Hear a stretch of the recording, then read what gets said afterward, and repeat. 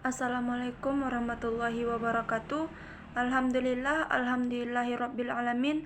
Wassalatu wassalamu ala asrofil anbiya'i wal mursalin wa ala alihi wa ashabihi rasulillahi ajmain, amma ba'du. Puji syukur marilah kita ucapkan atas kehadirat Allah Subhanahu wa taala yang telah melimpahkan rahmat dan hidayahnya kepada kita semua sehingga kita dapat melaksanakan perkuliahan walaupun secara online. Salawat berserta salam tak lupa pula kita kirimkan buat Nabi kita, yakni Nabi Muhammad SAW. Baiklah, yang terhormat kepada Ibu Wusi dan kepada teman-teman yang seperjuangan dengan saya. Baik, kami dari kelompok 3 akan menampilkan hasil diskusi kami, yaitu kepada pemateri waktu dan tempat dipersilahkan. Baiklah, terima kasih kepada moderator. Baiklah, saya akan membacakan materi pertama, yaitu konsep marketing. Marketing ialah suatu rangkaian kegiatan untuk memenuhi kebutuhan dan kepuasan konsumen. Caranya dengan membuat produk, menentukan harga, tempat penjualan, dan mempromosikan produk tersebut kepada para konsumen. Atau definisi marketing yakni suatu perpaduan antara kegiatan-kegiatan yang saling berhubungan untuk bisa mengetahui apa yang dibutuhkan oleh konsumen sehingga perusahaan bisa mengembangkan produk, harga, pelayanan, melakukan promosi agar kebutuhan konsumen bisa terpenuhi serta perusahaan mendapatkan sebuah keuntungan. Secara garis besar konsep dari marketing, yang pertama konsep produksi, yang kedua konsep produk, yang ketiga konsep penjualan, dan yang keempat konsep pemasaran, yang kelima konsep pemasaran sosial. Masuk fungsi marketing yang pertama, yaitu fungsi marketing funding, untuk mencari nasabah atau pihak ketiga yang mempunyai dana lebih agar mau untuk menyimpannya ke dalam bank dalam bentuk produk yang ditawarkan oleh bank itu sendiri. Memperkenalkan, mempromosikan, memasarkan produk perbankan dan memperluas jaringan atau relasi antar perbankan atau dengan dunia di luar perbankan itu sendiri. Fungsi marketing lending adalah mencari nasabah atau pihak ketiga yang sedang membutuhkan dana untuk keperluan individu maupun kepentingan guna mengembangkan perusahaannya dalam bentuk pinjaman yang tahunnya sesuai dengan syarat peminjaman. Tugas marketing ada beberapa, yaitu tugas dan tanggung jawab marketing funding. Marketing funding sendiri bertanggung jawab pada pencapaian target bidang usaha funding atau pendanaan. Sedangkan marketing funding akan diberikan target dari sesuatu bank yang bekerjanya untuk dapat menghimpun dan dana sebanyak-banyaknya dari nasabah. Tugas yang kedua, yaitu seorang marketing funding dituntut untuk mempunyai kemampuan berkomunikasi yang baik, memiliki kemampuan untuk menjaga hubungan baik dengan nasabah ataupun calon nasabah, memiliki keahlian dalam menganalisis calon nasabah dari segi kebutuhan nasabah, memiliki interpersonal skill. Strategi marketing bank. Strategi pemasaran bank biasanya dilandaskan pada bauran pemasaran atau marketing mix yang terdiri dari atas 4P: produk, reach, price, motion. Marketing produk founding. Marketing founding merupakan salah satu bagian dari fungsi pekerjaan di dalam dunia perbankan yang mempromosikan dan juga menghimpun dana dari masyarakat. Marketing founding sendiri bertanggung jawab pada pencapaian target bidang usaha founding atau pendanaan. Marketing produk leading.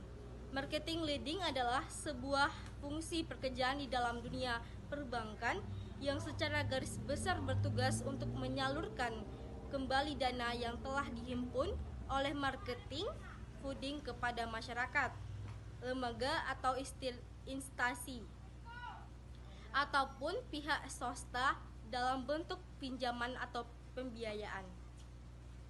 Masuk ke materi yang kedua, yaitu kredit pembiayaan.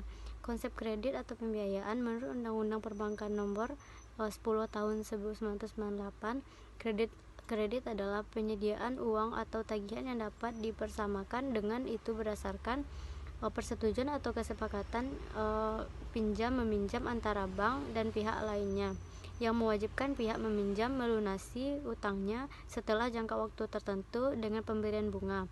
Sedangkan pengertian pembiayaan adalah penyediaan uang atau tagihan yang dapat dipersamakan dengan itu berdasarkan persetujuan atau kesepakatan antara bank dengan pihak yang lain yang mewajibkan pihak yang dibiayai untuk mengembalikan uang atau tagihan tersebut setelah jangka waktu tertentu dengan imbalan atau bagi hasil. Tujuan kredit atau pembiayaan. Kredit adalah pembagian dari kekuatan finansial. Ada hal ini akan membantu Anda mendapatkan apa saja yang Anda butuhkan sekarang, seperti pinjaman untuk mobil atau kartu kredit berdasarkan gaji atau untuk membayar nanti bekerja untuk meningkatkan kredit Anda, membantu menghasilkan Anda memenuhi syarat untuk mendapatkan pinjaman saat Anda membutuhkannya. Jadi memiliki kredit yang baik merupakan kebutuhan bagi semua yang orang ketika pihak kreditur meminjamkan uang kepada debitur. Tujuan kredit dapat disimpulkan sebagai berikut ini: mencari keuntungan dari bunga yang diberikan oleh nasabah, membantu nasabah untuk membeli kebutuhan maupun mengembangkan usaha, membantu pemerintah dalam meningkatkan perekonomian bangsa. Baiklah, saya akan melanjutkan materi selanjutnya, yaitu fungsi kredit atau pembiayaan. Yang pertama, meningkatkan daya guna dari uang. Yang kedua, memotivasi gairah dalam membangun usaha. Yang ketiga, menunjang peredaran serta lalu lintas uang negara. Yang keempat, menjaga stabilitas perekonomian bangsa. Yang kelima, mempererat hubungan internasional. Yang keenam, meningkatkan daya guna dari komoditas barang, membantu pemerataan pendapatan bagi masyarakat. Yang ketujuh, sebagai dinamisator atau motivator bagi seluruh kegiatan perekonomian dan perdagangan. Yang kedelapan, memperluas jangkauan modal dari sebuah perusahaan. Yang kesembilan, memperbesar nominal warga negara, merevolusi pola pikir dan tindakan ekonomi masyarakat unggul agar lebih dinamis dan terstruktur. Selanjutnya, prinsip kredit atau pembiayaan. Yang pertama, karakter, suatu keyakinan bahwa sifat atau watak dari orang-orang yang akan diberikan kredit benar-benar dapat dipercaya. Hal ini tercermin dari latar belakang si nasabah, baik yang bersifat latar belakang pekerjaan maupun yang bersifat pribadi, seperti cara hidup atau gaya hidup yang dianutnya, keadaan keluarga, hobi dan sosial, standingnya tingkat nasional. Ini merupakan ukuran kemauan membayar.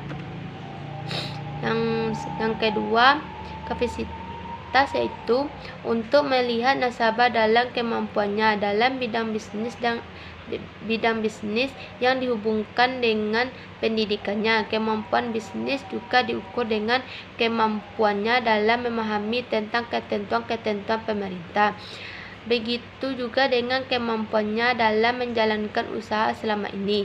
Pada akhirnya akan terlihat kemampuannya dalam mengembalikan pembiayaan yang disalurkan. 3. Kapital. Untuk melihat penggunaan modal apakah efektif, dilihat dari laporan keuangan atau neraca dan laporan laba rugi. Dengan melakukan pengukuran kapital juga harus dilihat dari sumber mana saja modal yang ada sekarang ini. 4. Kolateral merupakan jaminan yang diberikan calon nasabah, baik yang bersifat fisik maupun non-fisik.